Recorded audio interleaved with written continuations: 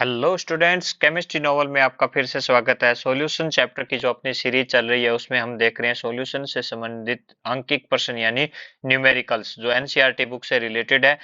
अगर आपको ये सारा कंटेंट स्टूडेंट समझ में आ रहा है तो चैनल को लाइक कीजिए, शेयर कीजिए, सब्सक्राइब कीजिए ताकि हम आगे के वीडियो और जल्दी आपको प्रोवाइड करवा सकें। शुरू करते हैं स्टूडेंट आज का न्यूमेरिकल। न्यूमेरिकल क्या कह रहा है स्टूडेंट, ध्यान से पढ़ेंगे। अगर आपने न्यूमेरी आधा क्वेश्चन यहाँ हल हो जाता है अगर न्यूमेरिकल को आपने ढंग से पढ़ लिया तो। यहाँ क्या कह रहा है, 298 केल्विन टेम्परेचर पर क्लोरोफॉर्म CH Cl3 जिसका फॉर्मूला होता है और डाइक्लोरोमेथेन CH2Cl2 के वाष्प दाब दिए हुए student 200 mm of Hg and 415 mm of Hg। ठीक है सर, ये तो समझ में आ गया। ये आगे क्या कह रहा है, दो क्वेश्चन पूछ रहा है स्टूडेंट, हमने थ्योरी में भी पढ़ रखा है स्टूडेंट। 25.5 ग्राम क्लोरोफॉर्म और 40 ग्राम CH2Cl2 के विलियन के वाष्प दाब की गणना करनी है स्टूडेंट 298 केल्विन टेम्परेचर पर। ठीक है सर, कर लेंगे। और ये वाष्प प्रावस्था में भी आपको क्या करना है, मोल फ्रैक्शन कैलकुलेट करना है। ये आप ध्यान से दो बार न्यूमेरिकल को पढ़िए स्टूडेंट, आपको आधे से ज्यादा प्रश्न यहीं पर हल होते हुए मिल जाएगा। पूछ क्या रहा है स्टूडेंट, यानी एक सॉल्यूशन बना रहा है। सॉल्यूशन में इसके 25.5 ग्राम और इसके 40 ग्राम ये मिला करके वेपोरेजेबल है दोनों स्टूडेंट। क्लोरोफॉर्म और डाइक्लोरोमेथेन वेपोरेजेबल है तो वाष्प दाब की गणना करनी है, यानी उस विलियन का टोटल प्रेशर करना है। आपके दिमाग में घंटी बज गई होगी स्टूडेंट कि ये राउल्ट के नियम पर आधारित क्वेश्चन है, क्योंकि राउल्ट के नियम में हम क्या करते हैं, दो वेपोरेजेबल लिक्विड को मिला करके टोटल प्रेशर कैलकुलेट करते हैं स्टूडेंट। तो ये टोटल प्रेशर हमें कैलकुलेट करना है और टोटल प्रेशर को कैलकुलेट करने के लिए जो फॉर्मूला होता है स्टूडेंट आपको ध्यान में होना चाहिए। जैसे मैं अगर क्लोरोफॉर्म और डाइक्लोरोमेथेन के रूप में लिखूं तो पी जो टोटल हो जाएगा स्टूडेंट, तो प्रेशर हो जाएगा टोटल, वो क्या हो जाएगा, pressure of partial pressure of, मैं ले लेता हूं क्लोरोफॉर्म। अगर क्लोरोफॉर्म के लिखूंगा रूप में लिखूंगा तो इंटू क्या हो जाएगा student, partial pressure of dichloromethane minus क्या हो जाएगा, partial pressure of chloroform into क्या आ जाएगा स्टूडेंट, मोल फ्रैक्शन ऑफ क्या आ जाएगा, डाइक्लोरोमेथेन आ जाएगा। ये आपके पास फॉर्मूला आ गया। इस फॉर्मूले को ध्यान में रखते हुए हम क्या करेंगे, ये न्यूमेरिकल करेंगे राउट के नियम अनुसार। सर हमें क्या चाहिए, आपको चाहिए स्टूडेंट्स ये जो सारे प्रेशर चाहिए वो किस फॉर्म में चाहिए स्टूडेंट, ये आपको ध्यान रखना है। यहाँ आपने सर ये सबस्क्रिप्ट क्यों लगाया है, यही तो इसमें आपको खास बात ध्यान रखनी है स्टूडेंट। ये सबस्क्रिप्ट इसलिए लगाया है, ये फॉर्मूला होता है राउट के नियम का, ये शुद्ध अवस्था में है स्टूडेंट। शुद्ध अवस्था में वाष्प दाब है, प्योर स्टेट के अंदर। जब ये प्योर स्टेट में है तब इनके वेपर प्रेशर हैं। तो सर ये प्योर स्टेट में, बिल्कुल स्टूडेंट ध्यान से देखिए, ये आपको 298 केल्विन ताप पर क्लोरोफॉर्म और डाइक्लोरोमेथेन के वाष्प दाब दिए हुए हैं। ये इनके इंडिविजुअल हैं जब तक ये नहीं मिले हुए आपस में, यानी प्योर फॉर्म में है तो। ठीक है सर, हम समझ गए। यानी पी आपको क्या दिया हुआ है स्टूडेंट, क्लोरोफॉर्म दिया हुआ है। कितना दिया हुआ है, पी क्लोरोफॉर्म सर हमें दिया हुआ है, अगर न्यूमेरिकल में ध्यान से पढ़ोगे तो आपको दिया हुआ है 200 mm ऑफ Hg दिया हुआ है। ठीक है सर, तो हमने क्या लिख दिया यहाँ पर, 200 mm ऑफ Hg।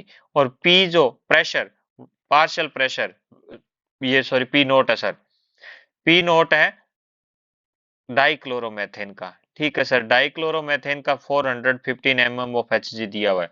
ठीक है, ये तो न्यूमेरिकल में दिया हुआ है, हमें तो इसको समझना था क्या है ये। अब हमें क्या चाहिए, ये आपके पास आ गया स्टूडेंट, ये भी आपके पास है, ये भी आपके पास है। आपको चाहिए मोल फ्रैक्शन ऑफ डाइक्लोरोमेथेन। अब हम दोनों की कैलकुलेट कर लेते हैं। आपको मोल फ्रैक्शन का फॉर्मूला आता है, मोल फ्रैक्शन ऑफ डाइक्लोरोमेथेन का मतलब क्या है, मोल ऑफ डाइक्लोरोमेथेन, बिल्कुल sir, upon mole of dichloromethane plus mole of chloroform. क्यों सर, क्योंकि ये बाइनरी सॉल्यूशन है, दोनों घटक को मिला करके ये सॉल्यूशन बना हुआ है। ठीक है सर, ये हमारे समझ में आ गया।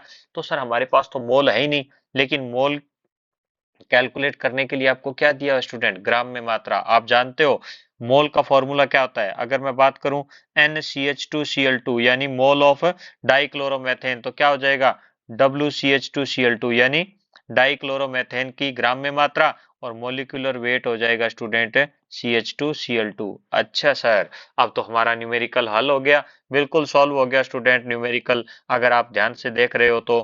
क्योंकि अब हमारे पास ये कितना दिया हुआ है स्टूडेंट, ये जो 40 ग्राम दिया हुआ है। कितना दिया हुआ है 40 ग्राम। और मोलिकुलर वेट अगर आप कैलकुलेट करते हो तो कितना आता है स्टूडेंट 85 ग्राम पर मोल आता है। अगर आप इसको सॉल्व करते हो स्टूडेंट तो 0.47 मोल आपके पास क्या प्राप्त हो जाएंगे, 0.47 मोल किसके प्राप्त हो गए आपके पास, डाइक्लोरोमेथेन के। डाइक्लोरोमेथेन के मोल आपके पास प्राप्त हो गए स्टूडेंट। अगर हम बात करते हैं आगे मोल ऑफ क्लोरोफॉर्म, अगर क्लोरोफॉर्म के मोल की बात करें तो कितना दिया हुआ है 25.5 ग्राम दिया हुआ है।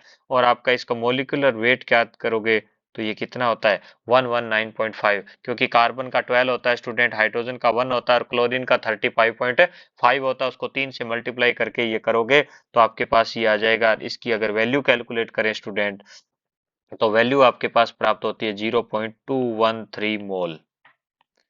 ठीक है सर, हमारे पास दोनों के मोल आ गए। आपके पास ये फॉर्मूला अप्लाई करना है, इस फॉर्मूले में इसके मोल भी आपके पास आ गए और डाइक्लोरोमेथेन के साथ क्लोरोफॉर्म के मोल भी आपको प्राप्त हो गए। अब हम इसके अंदर वैल्यू को पुट करते हैं तो आपके पास क्या आ जाएगा स्टूडेंट, मोल फ्रैक्शन आ जाएगा। और मोल फ्रैक्शन कैलकुलेट करते हैं सबसे पहले डाइक्लोरोमेथेन का।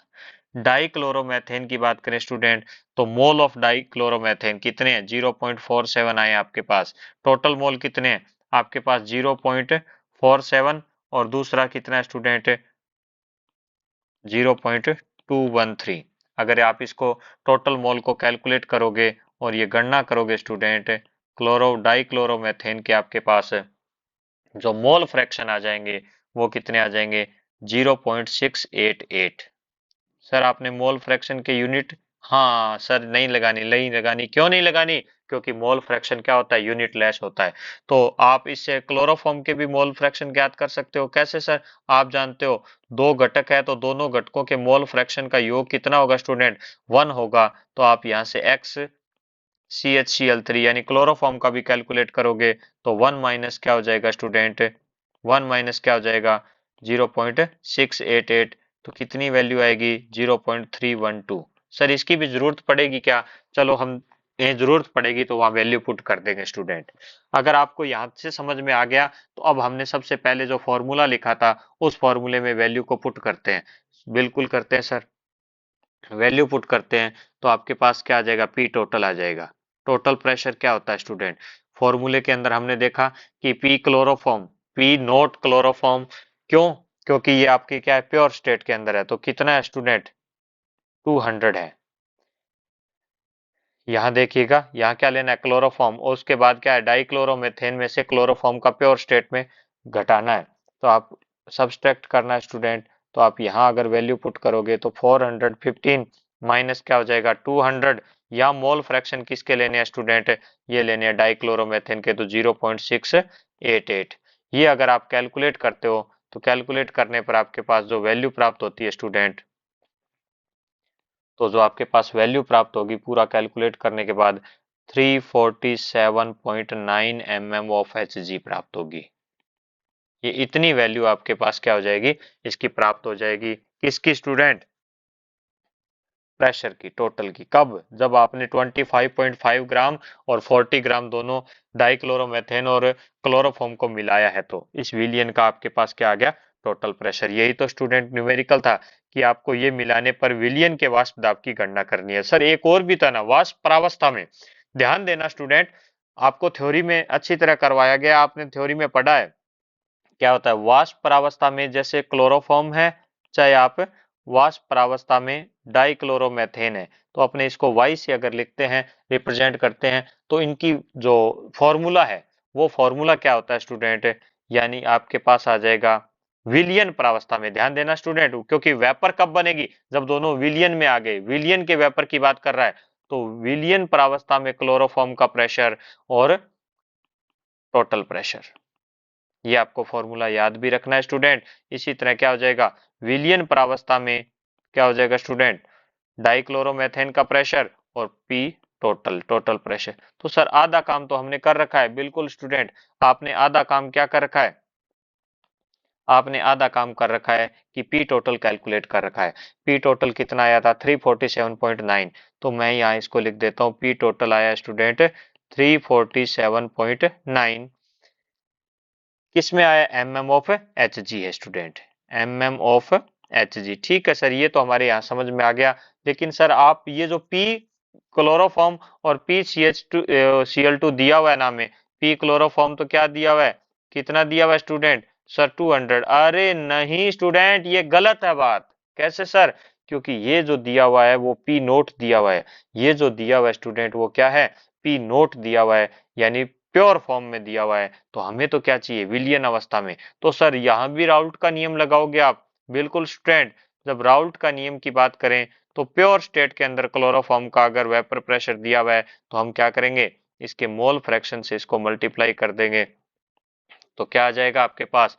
अच्छा सर, इसीलिए आपने यहाँ पर मोल फ्रैक्शन कैलकुलेट किया था, किसका, क्लोरोफॉर्म का, बिल्कुल स्टूडेंट।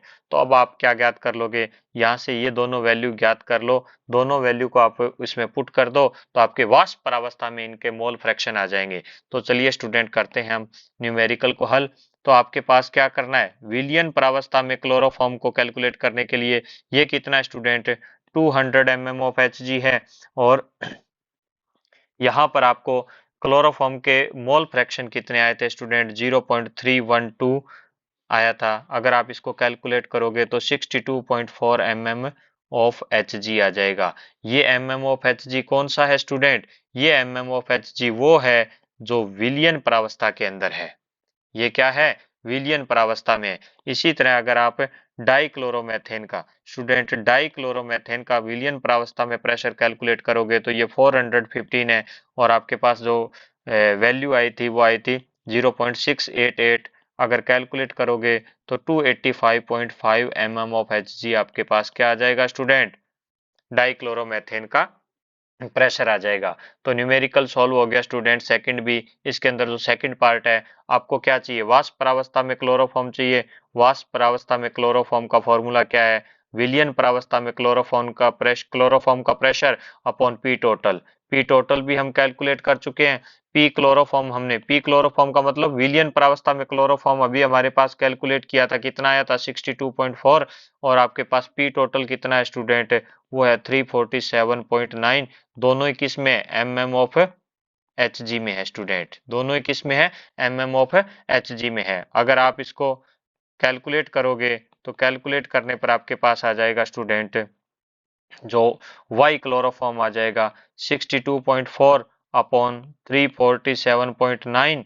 अगर आप इसको कैलकुलेट करते हैं, कैलकुलेट करने पर उत्तर आएगा आपके पास 0.18 एम, ये सॉरी, ये आपके पास क्या आ जाएगा, इसका फॉर्मूला आ जाएगा। क्योंकि ये मोल फ्रैक्शन है, ये भी इसकी कोई यूनिट नहीं होती है। इसी तरह आप क्या करोगे, CH2Cl2 को कैलकुलेट करोगे तो आपके पास P CH2Cl2 यानी विलियन प्रावस्था में प्रेशर कितना आया था स्टूडेंट, आपने कैलकुलेट किया था 285.5 आया है, और आपके पास 347.9 क्या है, टोटल प्रेशर है विलियन का। तो आप कैलकुलेट करोगे इसके अंदर, तो कैलकुलेट करने पर आपके पास वैल्यू आएगी 0.82। ये तो आप सीधा इसको बिना कैलकुलेट किए भी कर सकते थे स्टूडेंट, क्योंकि यहाँ पर मोल फ्रैक्शन दोनों घटकों की क्या टोटल योग क्या हो जाएगा, 1 हो जाएगा। तो आप 1 में से क्या करोगे, 0.18 माइनस करोगे तो भी आपके पास क्या आ जाएगा, 0.82 आ जाएगा। वो मोल फ्रैक्शन किसका होगा, विलियन प्रावस्था में डाइक्लोरोमेथेन का हो जाएगा। तो ये आपके न्यूमेरिकल था स्टूडेंट। आई थिंक आपको अच्छी तरह क्लियर हो गया होगा। नेक्स्ट अपने ये राउल्ट के नियम पर एनसीईआरटी बुक में जो आपके न्यूमेरिकल थे वो हो गए हैं। आगे हम शुरू करेंगे स्टूडेंट वेपर प्रेशर वाली न्यूमेरिकल्स। Thank you.